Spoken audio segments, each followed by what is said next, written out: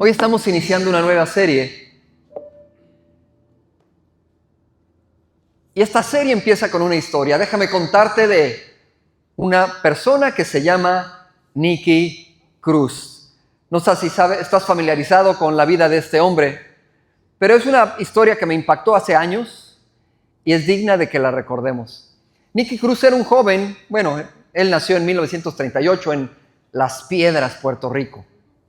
Y como muchos jóvenes, creció en una familia con un ambiente difícil, tóxico.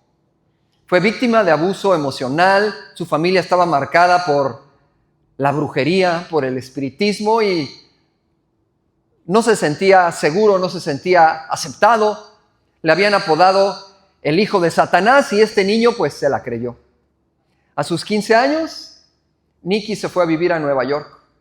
Y allí se unió a una pandilla que se llamaba Mau Maus. Y rápidamente ascendió. Fue líder militar y eventualmente llegó a ser líder, presidente de este grupo pandillero. Su vida estuvo llena de violencia, adicciones, drogas, crimen. Pero en 1958, a los 20 años de Nicky, un joven predicador que se llamó David Wilkerson llegó a ese barrio a predicar la palabra. Este joven, lleno de fe, sin una congregación, pero lleno del Espíritu de Dios, empezó a hablarle a todos los jóvenes allí del Evangelio, del amor de Dios. Obviamente, Nicky era un pandillero. ¿Qué me van a estar predicando a mí? Y empezó a amenazar a David. Amenaza tras amenaza, pero David persistía hablándole del amor de Dios. Llegó un punto que David le dijo: ¿sabes qué? Puedes cortarme en 1000 pedazos y tirarme a la calle, pero yo nunca te voy a dejar de anunciar el amor de Jesús para tu vida. Este acto de valentía y de amor de David impactó a Nicky de una manera tremenda, porque jamás había visto un amor tan persistente. Una persona tan determinada hablándole de Dios. Después de un tiempo de reflexión, de oración y de estudio de la palabra, Nicky se entregó a los pies de Cristo. Y fue ante las autoridades y entregó sus armas y estuvo dispuesto a rendirse. Nicky cambió su vida. Él estudió teología y más adelante, junto con David, fundaron una organización que se llama hasta la fecha Teen Challenge. Y esta organización ha ayudado por más de 20 años y a muchísimos países a jóvenes pandilleros, a jóvenes en adicciones, a salir de ese estilo de vida. ¡Qué impresionante es el poder del Evangelio! Estarás de acuerdo conmigo que la palabra de Dios tiene poder, transforma vidas, cambia familias, impacta generaciones. Y tú y yo somos la iglesia, quienes fuimos encomendados a llevar este mensaje. He querido hablarte de este tema el día de hoy, porque en esta generación, en nuestra cultura, hemos escuchado el siguiente mensaje: la religión ha hecho mucho daño, ha hecho más mal que bien. Pero yo no lo creo así. Yo quiero separar las cosas porque iglesia y religión no son lo mismo. Y muchas veces la gente las junta y las hace una misma cosa. Pero esta declaración, esta afirmación, comete al menos 3 errores. Es que son muchos y se me van juntando, pero número 1, agrupa todas las religiones como si todas enseñaran lo mismo. Y no todas las religiones son iguales. No todas las religiones predican lo mismo. La gracia y la relación personal con Dios son exclusivas de la fe judeo-cristiana. Las demás no predican lo mismo. En segundo lugar, no aclaran ni hacen diferencia entre lo que es los principios de la fe que decimos seguir a los abusos que se hacen en nombre de la fe por instituciones o personas que tienen otros fines escondidos. Que sí es cierto, sí ha habido abusos, sí ha habido errores. Y por último, no se observa ni se reconoce el bien que la fe y que la iglesia han hecho, porque en realidad son intangibles, son cambios de vida, son cambios de corazón. Sí es cierto, sí ha cometido errores la iglesia, sí ha cometido abusos, especialmente los hemos podido ver en el siglo XX. Pero es nuestra tarea clarificar las cosas, rectificar las cosas y corregirlas. ¿No estás de acuerdo? Somos la iglesia de hoy. Entonces, estas siguientes 3 semanas vamos a estar hablando de esta serie que se llama La Iglesia en nuestra historia, para poder tratar de entender de dónde venimos, cómo hemos impactado. Últimamente no les gusta mucho estudiar la historia, como si viviéramos aislados en una burbuja en este mundo contemporáneo. Pero es importante que como personas, como padres de familia, como iglesia, volteamos hacia atrás y digamos, en este caminar con Cristo hemos cometido errores, pero también hemos hecho grandes cosas, porque es el Espíritu Santo el que dirige la iglesia, no el hombre. Y entonces vamos a ir recorriendo este caminar. Te voy a invitar a que me acompañes para estudiar lo que la iglesia ha hecho. Bueno, ¿y qué es la iglesia? La palabra iglesia viene del griego eclesia, que significa los llamados afuera. Prácticamente eso es lo que Dios ha hecho con nosotros. Nos ha llamado para que salgamos de este mundo desconectado, esta mentalidad desconectada del Dios que nos hizo, el Dios que nos dio vida, para que sirvamos para sus propósitos como sus hijos. Nos está sacando de esa vida desconectada de Él.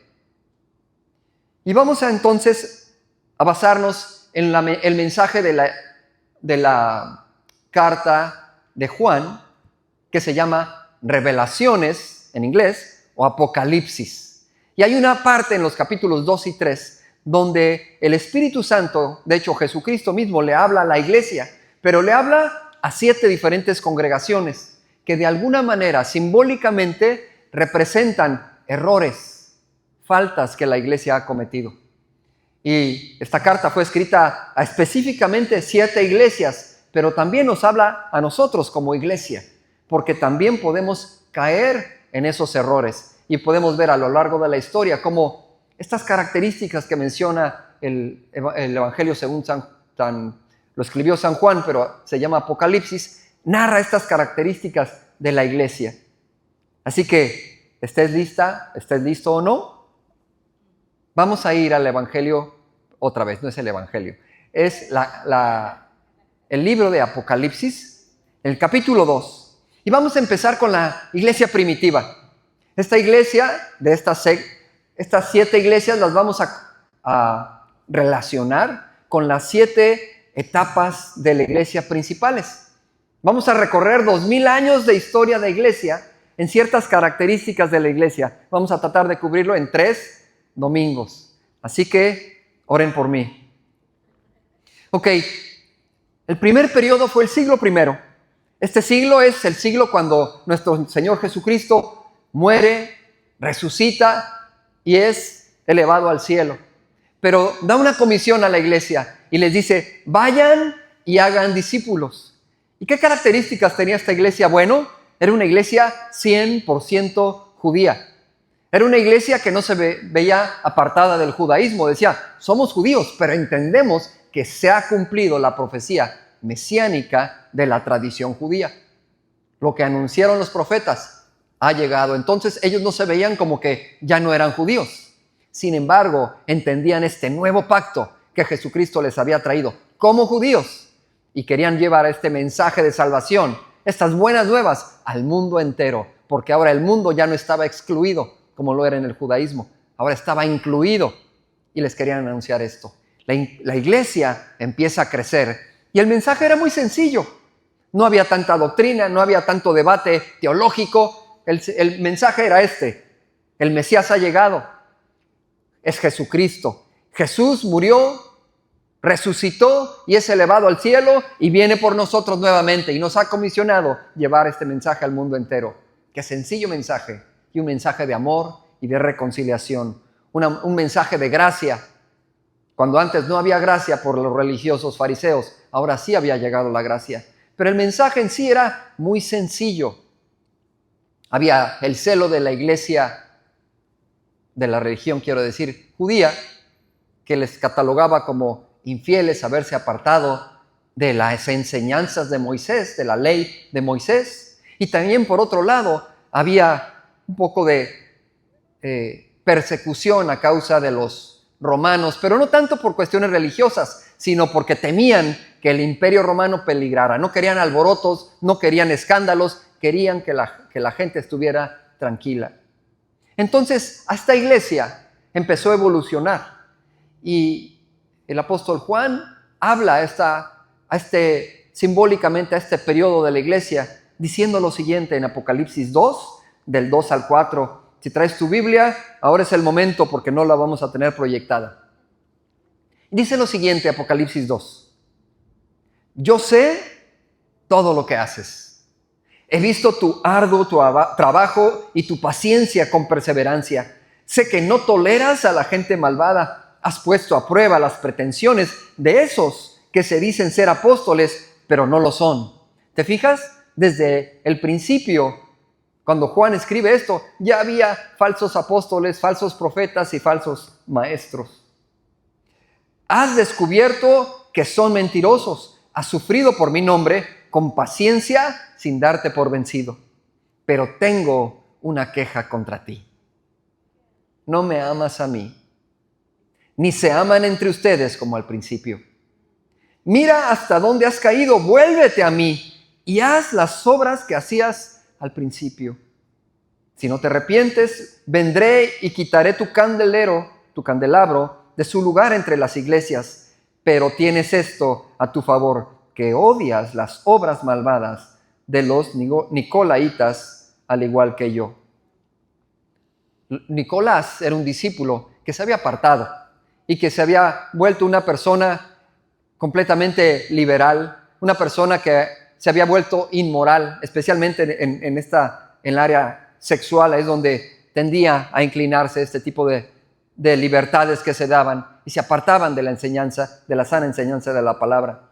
Entonces, principalmente era una iglesia judía que entendía lo que eran los mandamientos.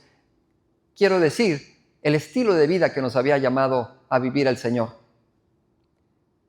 Pero había una batalla. Ok, déjame explicarte algo antes de entrar en el tema. Voy a explicarte cada etapa de la iglesia tratando de tocar los mismos puntos. Entonces, tratando de tener una estructura, voy a hablar brevemente de la historia que está sucediendo en ese momento en la iglesia, de la cultura que la iglesia vive en el momento, los errores que cometió la iglesia en esa etapa, pero también los aciertos, porque el Espíritu Santo se está moviendo a través de la iglesia. Entonces, en esta primera etapa, en el siglo I, encontramos que hay una batalla cultural, una lucha entre la cultura, como actualmente tenemos una lucha con la cultura. La iglesia siempre va contra la corriente, es contracultural, porque el mundo lleva una dirección, pero el Señor nos lleva en una dirección contraria. La mezcla de las prácticas religiosas de un imperio romano estaban en constante ataque contra la iglesia. Y había algo como imperio romano. El imperio romano había abarcado gran parte de Europa, si no es que toda, y todas las naciones habían mezclado. Hay algo que tenía el imperio romano, que era muy inclusivo religiosamente.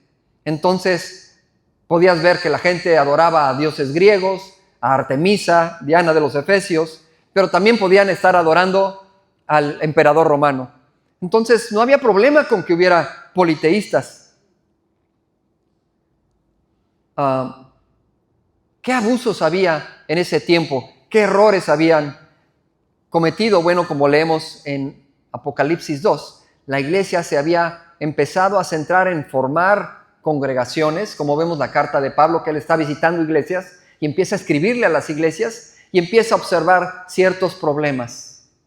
Por ejemplo, en 1 Corintios 1, que les está hablando de su falta de amor, que cómo tienen pleitos unos con otros. Se les había olvidado, como a nosotros también nos sucede, que la motivación principal es el amor a Dios y el amor al prójimo, tal y como lo resumió el Señor Jesucristo.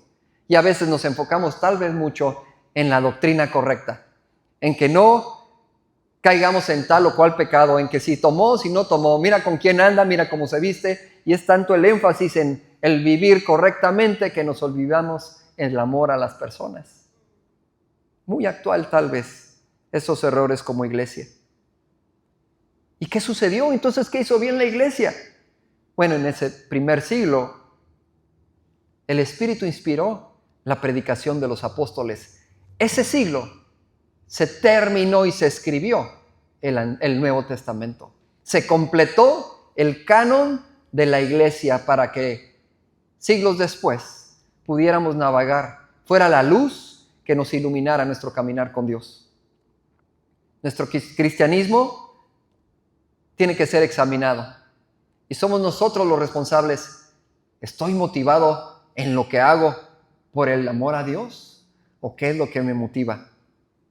Si en nuestra vida no está Él en el centro, sino si agradarle no es nuestra prioridad, es tiempo de volver a visitar esas primeras obras, cuando te enamoraste del Señor, cuando solo querías estar con Él, cuando te la pasabas hablándole y no estás ocupado, preocupado o distraído.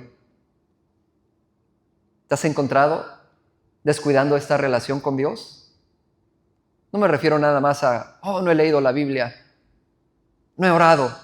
Pues no son requisitos, pero son manifestaciones de una relación, de que estás buscando su voz, de que estás buscando su presencia.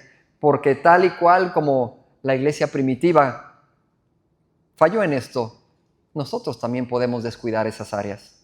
No permitas que tu hambre de conocimiento, o tu caminar ocupado, o las distracciones de la rutina de la vida tan ocupada que vivimos, nos hagan olvidarnos del amor de Dios. Después de este periodo del siglo I, la iglesia pasó a una segunda etapa. Se le conoció como la era de la persecución. ¿Se has escuchado esas historias de los mártires de la iglesia del pasado? Bueno, esta fue una etapa en donde la iglesia ya no era únicamente judía, sino que se predicó el evangelio por el mundo entero, por todo lo que era Asia. Y Asia era esas áreas alrededor de, más allá de lo que ahora es Asia, que es Oriente. Asia en aquel entonces era prácticamente Europa también, incluyendo Europa. Mira lo que el Espíritu Santo le habla a esta etapa de la iglesia. Yo sé de tu sufrimiento en Apocalipsis 2, del 9 al 10, y de tu pobreza, pero tú eres rico. Conozco la blasfemia de los que se te oponen. Dicen ser judíos, pero no lo son. Esto como que me resuena ahorita. Porque su sinagoga le pertenece a Satanás. No tengas miedo de lo que estás a punto de sufrir. El diablo meterá a algunos de ustedes en la cárcel para ponerlos a prueba. Y sufrirán por 10 días. Pero si permaneces fiel, incluso cuando te enfrentes a la muerte, te daré la corona de la vida. Hay una discusión entre los teólogos entre si estas iglesias hablan a distintas etapas de la historia de la vida, de la iglesia, o no, o simplemente hablan a diferentes circunstancias que actualmente vive la iglesia. Yo creo que pueden ser las dos, porque hay muchos paralelos, hay muchas cosas semejantes. Creo que lo importante es entender los errores que hemos cometido, las circunstancias que ha vivido la iglesia y poder aprender de ello.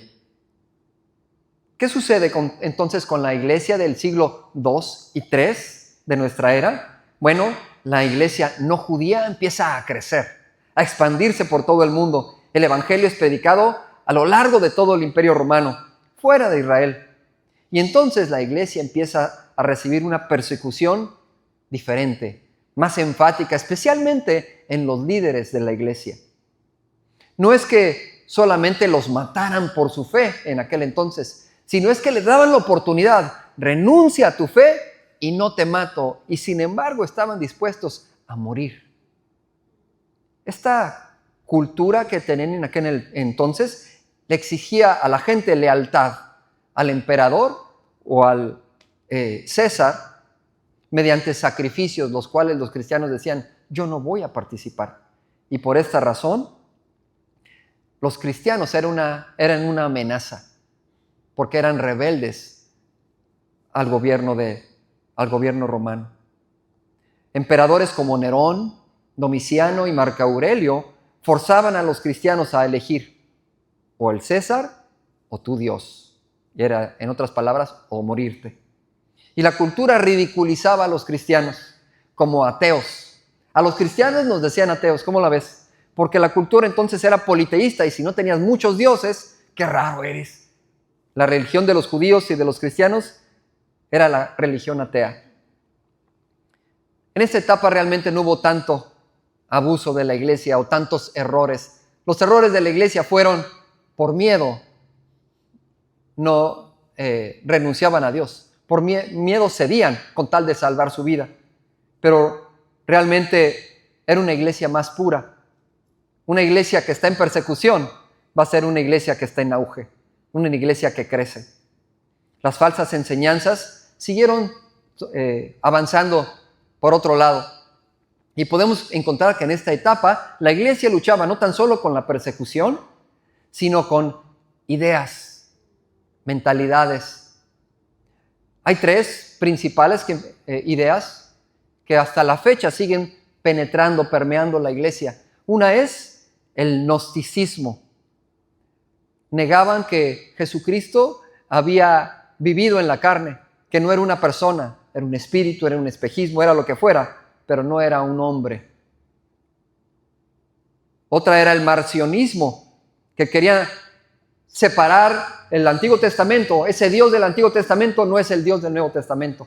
Y del Nuevo Testamento no me gustan todos los libros, voy a escoger algunos otros. Eso lo seguimos viviendo hasta la fecha. Y por último, otro movimiento que se llamaba el monatismo, que hablaba de las nuevas revelaciones, diferentes a las enseñanzas de los apóstoles. Entonces estos moveres requirió de hombres de fe que trajeran claridad basados en la palabra de Dios. Y esto fue lo que sucedió. Hombres como Ireneo, Justino Mártir, Tertuliano y Orígenes trajeron claridad a la doctrina, porque antes no había este tipo de discusiones. Tuvieron que entrar estas herejías para que se empezara a hablar con la claridad de la palabra para que la gente aprendiera.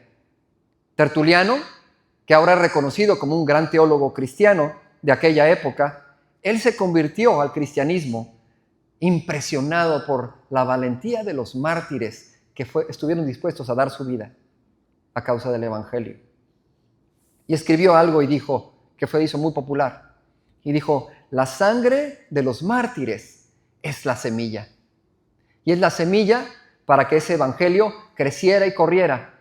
Y gracias a muchos de estos hombres y mujeres que estuvieron dispuestos a morir, tú y yo conocemos el evangelio en este país, en este continente tan lejano.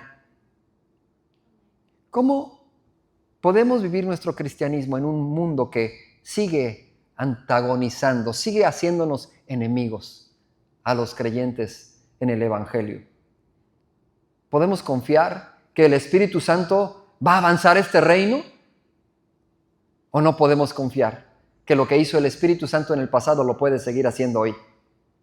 ¿Te ha tocado ser perseguido o perseguida? ¿Te han ridiculizado por ser cristiano o ser cristiana? ¿Has sentido esa persecución que realmente seguramente haber sido mínima comparado con lo que se vivió en la iglesia en ese tiempo? En algunas partes del mundo la iglesia sigue siendo perseguida, pero no lo vas a ver en las noticias, porque no quiere el mundo que se sepa. Pero hay, ahora en día, hombres y mujeres que por su fe en Jesucristo son encarceladas, son privados de la libertad, son ridiculizados, son atacados. Algunos son quemados, a otros les cortan la cabeza por no negar su fe. Se ha pagado un precio para que tú y yo tengamos este evangelio tan valioso. Y aquí lo tenemos tan fácil. En nuestro teléfono tenemos todas las versiones. En internet, en YouTube, en las redes podemos estar viendo predicaciones. Tenemos una gran libertad. Pero no todos los lugares son así. Cuando veníamos en el camino, Liz y yo, para acá, me estaba platicando de un testimonio que ella vio, de que un muchacho, un blogger de estos que les gusta viajar por todo el mundo y que se lo paguen sus sponsors, ¿verdad? Porque como hace videos de estos lugares tan impresionantes, reciben regalías y pueden tener estos viajes tan exóticos. Y muy particular que este viaje que hizo, del que me platicaba Liz, fue en Uganda, ¿verdad, amor? Un pueblo a 10 horas en lancha por río para llegar a un pueblito donde existían estos caníbales. Y este chavo fue a buscarlos y fue a ver cómo viven. Y voy a hacer mi video interesante porque la gente no ve comúnmente este tipo de aldeas o de civilizaciones. Y llegó ahí y los veía vivir unas condiciones extremas, desnudos prácticamente, en las condiciones más rudimentarias que te imagines. Con chocitas, no tenían sartenes, no tenían platos, no tenían ropa, no tenían nada. Y este hombre, pues, que está haciendo los videos, dice, ¿qué tal si se les antoja comerme a mí en la cena, no? Y les empieza a preguntar, oye, ¿ustedes comían personas, verdad? Sí, comíamos personas, pero ya no. ¿Y cuándo fue la última vez que te desayunaste un mexicano, no? Comida mexicana. Y le dijo, no, fue hace 12 años. Ah, ok. ¿Y por qué te lo comiste? No, pues es que traía malos espíritus, era una persona muy mala y había matado y había hecho... Ah, ok, entonces se comían a la gente mala, ¿no? Sí, a los que traían malos espíritus. ¿Y por qué ya no comen? Porque somos cristianos. Porque alguien fue a llevarles al evangelio y toda la aldea recibió a Jesucristo. Y aunque vivían en las condiciones que no tenían WhatsApp, que no, ¿tú puedes creer eso? Podían vivir sin Facebook y sin Instagram y sin TikTok. Vivían sin luz, sin lo que tú y yo creemos que no podemos vivir sin ello. Pero estos conocían al Señor Jesucristo y vivían de una manera, dice este muchacho, envidiable. Toda la gente se respetaba, toda la gente se amaba, vivían de una manera diferente porque el evangelio, mi amigo y mi amiga, tiene poder. Y el Señor quiere que podamos aprender de gente que vive de esta manera tan sencilla, pero tan apasionada por Él. Gran precio se ha pagado. Sí hubo misioneros que llegaron allí y sí se los desayunaron, ¿sabes? Pero gracias a esa valentía de esos hombres y mujeres que dieron su vida apasionadamente, no por deber, no por obligación, no por ganancia, sino por amor a Dios. A causa de ello, generaciones ahora conocen al Señor. Gracias, Señor, por esos hombres y mujeres. ¿Tú recuerdas quién te llevó el evangelio a ti? ¿Quién pagó el precio? A lo mejor tu desprecio o a lo mejor tu rechazo, pero finalmente recibiste la palabra. ¿No estás agradecido porque Dios usó un hombre o una mujer? Otro periodo de la iglesia, que fue en el siglo IV y V, se le conoce como el periodo imperial. Y ahora te digo por qué. Pero Apocalipsis lo muestra claramente, lo que vivió la iglesia en el verso del 12 al 17, del 13 al 17. Dice, yo sé que vives en la ciudad donde Satanás tiene su trono. Sin embargo, has permanecido leal a mi nombre. Te rehusaste negarme aun cuando mi testigo fiel, Antipas, murió como mártir en medio de ustedes, allá en la ciudad de Satanás. Usa palabras medio fuertes. Pero tengo unas cuantas quejas en tu contra. Toleras a algunos de entre ustedes que mantienen la enseñanza de Balaam, quien le enseñó a Balac cómo hacer tropezar al pueblo de Israel. Les enseñó a pecar, incitándolos a comer alimentos ofrecidos a ídolos y a cometer pecado sexual. De modo parecido entre ustedes hay algunos nicolaitas que siguen esa misma enseñanza. Arrepiéntete de tu pecado, de lo contrario, vendré a ti y de repente y pelearé contra ellos con la espada de mi boca. Pérgamo se le conoce como esa iglesia que se comprometió con el mundo. Esta etapa de la iglesia es una etapa interesante Anteriormente habíamos visto que era una iglesia perseguida por el mismo Imperio Romano. Los querían exterminar. Sin embargo, al llegar a esta etapa, en el año 313, un emperador que se llamó Constantino dijo: hasta aquí, no más persecución a la iglesia. Y de repente ya no hubo más persecución. Ya no hubo más muerte. Hubo paz. Y entonces entró la tentación. Llegó otro enemigo a la iglesia. Mientras que se había legalizado, no quiere decir, en el año 313 el edicto de Milán dijo no más persecución. Pero años después hubo otro edicto en el año 380, el edicto de Tesalónica. Y ellos dijeron, ahora la religión cristiana va a ser la religión oficial del Imperio Romano. Entonces hubo otro tipo de problemas, otro tipo de conflictos, porque ya el cristianismo no había sido buscado como una relación personal con Dios, sino como un medio para alcanzar el poder, para tener influencia. Y eran otras las motivaciones de muchos para llegar allí. Empezó a comprometerse la iglesia moralmente al cada vez más integrarse con el Imperio Romano. Empezó a adoptar tradiciones como la Saturnalia, que ahora dicen que la Navidad y la manera como celebramos la Navidad, ya ves, las luces, las guirnaldas, eran tradiciones romanas, Saturnalia, pero simplemente se les cambió el significado como la tradición católica hizo también cuando llegó a América. Y sin embargo, lo redefinimos. No quiere decir que ahora esté mal porque lo hacemos celebrando otra razón, pero en aquel momento estaban comprometiendo su fe. Estaban adoptando cosas que ni siquiera sabían lo que eran. Cambia el enfoque de la iglesia, empieza a dejar el ser, la esencia de lo que perseguimos aquí, de ser una comunidad que camina con Dios. Y empezó a ser una institución que perseguía otros fines y ni siquiera se estaban dando cuenta. Sale de lo que era la supervivencia de la iglesia y empieza los siglos de la búsqueda de poder y de influencia. Y en este tiempo tenemos que estar nuevamente alerta a nuestras motivaciones personales, pero también en lo colectivo como comunidad, para no cometer los mismos errores. Muchas veces la iglesia, especialmente aquí en Estados Unidos, tomamos la identidad de lugares donde no debemos de tomar identidad.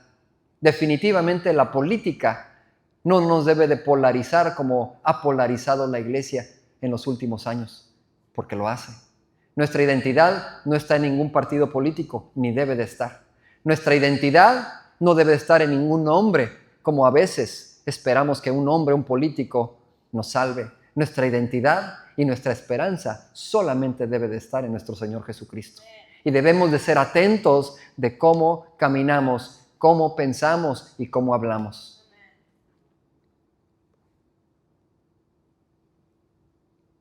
Ese pasado nos ayuda a entender de dónde venimos, nos ayuda a entender que en verdad la iglesia ha hecho grandes cosas, ha logrado grandes cosas, pero no hay una iglesia perfecta. No hay una iglesia independiente, humana. La iglesia siempre está dependiendo de ese Espíritu Santo que te guía por el camino, que te corrige, que te instruye. Por eso cuando tú y yo nos desconectamos del Espíritu Santo, somos esa iglesia que va a cometer errores. Y Dios nos anuncia, vuélvanse a mí, dependan de mí. La conexión más importante que tienes conmigo, te dice Dios, es el amor a mí. Es el amor a tus hermanos tan imperfectos como tú. Cuando aprendas a amarlos, vas a estar caminando en la dirección correcta. Hubo un teólogo, católico, por cierto. Me gusta mencionar teólogos tanto cristianos como católicos porque todos venimos de la misma raíz, estudiamos la misma palabra. Y era periodista y se convirtió en un teólogo práctico. Se llamó G.K. Chesterton y él es del siglo XIX, cuando él fue una de las influencias más grandes para C.S. Lewis. Y él dijo lo siguiente del cristianismo. El cristianismo, refiriéndose a lo largo de la historia, ha muerto muchas veces. Porque tenía un Dios que sabía cómo salir del sepulcro. Así que no importa que la iglesia a veces en el pasado o en el presente parezca muerta. Que muchos digan, ya no creo en la iglesia está corrompida, la iglesia no puede. ¿Sabes qué? Dios escogió a la iglesia para que hiciera su obra y Dios es capaz de resucitarla. Yo quiero ser esa iglesia viva para Él. ¿Tú no? Quiero mostrarte algo. No sé si lo alcanzas a leer. ¿No pueden verlo? No me digan. Dice, la vida de mi padre. My father's life. Y es un diario.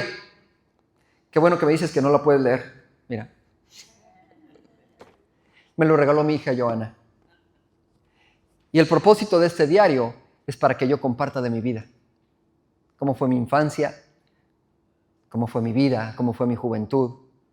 Qué grandes logros hice, qué grandes derrotas tuve. Quiere saber de mí, quiere saber de su papá. ¿Para qué quiere saber esto? Para entender quién es ella, para entender quién es su papá, para conocer a su familia. Creo que una cosa así es lo que Dios nos da en su palabra.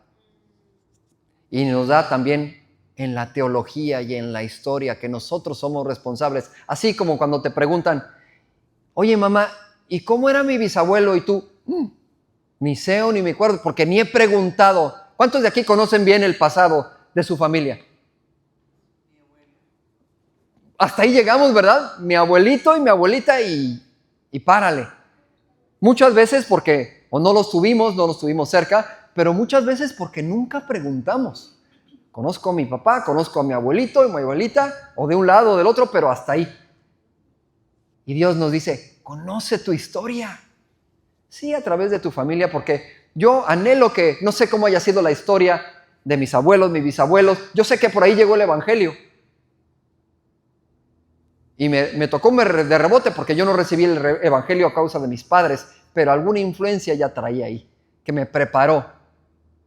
Porque yo sabía que mi abuelo había conocido al Señor a través de unas predicaciones por radio de un tal Oral Roberts.